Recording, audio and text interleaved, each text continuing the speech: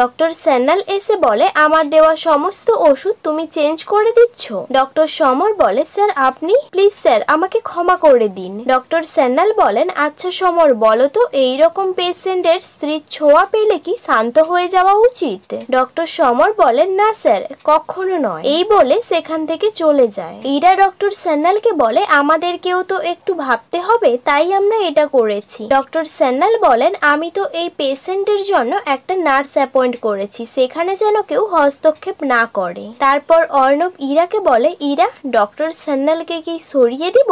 ইরা বলে না না কোনো মতে না, ডক্টর স্যান্যালকে কিছু করাই যাবে না, ওনার রিচ অনেক, মিনিস্ট্রিতে ওনার যাওয়া আসা আছে।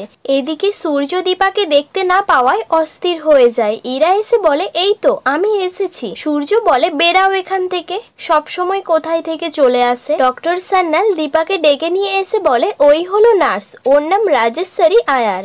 অর্ণব বলে আমি অন্য নার্স অ্যাপয়েন্ট করব। দীপা তার ভাষায় বলে কেন কি সমস্যা? স্যার আমাকে এখানে ইনসাল্ট করা হচ্ছে। দীপা ভাবে ডাক্তারবাবু আমি আপনাকে ছেড়ে যাব না, আমি জানি ইরা মিথ্যে কথা বলছে, কি উদ্দেশ্য নিয়ে এখানে এসেছে। সবকিছু সমাধান না খুঁজে আমি এখান থেকে কিছুতেই যাব না, আর এইটুকু নাটক তো আমাকে করতেই হতো। লাবণ্য ইরাকে বলে তোমরা কেন চাইছো না এই নার্স এখানে থাকলে তোমাদের কি সমস্যা? তারপর দীপা দেখে সূর্য মন খারাপ করে দাঁড়িয়ে আছে। দীপা সূর্যকে জিজ্ঞেস করে কি হয়েছে? সূর্য বলে আমার না খুব খিদা পেয়েছে। দীপা বলে কি খাবেন? এই কথা শুনে হঠাৎ সূর্যের মুখে হাসি চলে আসে। তারপর অর্ণব বাইরে এসে ইরাকে বলে মনে হচ্ছে ওদেরই এটা প্ল্যান, ওরাই প্ল্যান করে কিছু করছে।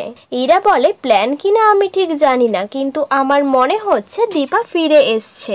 ইরা বলে রাজেশ্বরী আয়ার যদি দীপা না হয়ে থাকে তাহলে আমরা যদি ওকে চার্জ করি তাহলে হিতে বিপরীত হতে পারে। এদিকে সূর্য বলে ও কোথায়? দীপা এখানে আসছে না কেন? দীপা সূর্যকে বলে আপনি এখানে বসুন। উর্মি বলে জানেন তো সিস্টার আপনার সাথে একজনের খুব মিল আছে। দীপা এবার সূর্যকে খাইয়ে দেয় ও সূর্য সেই খাবারটা ভালোভাবে খেয়ে নেয়।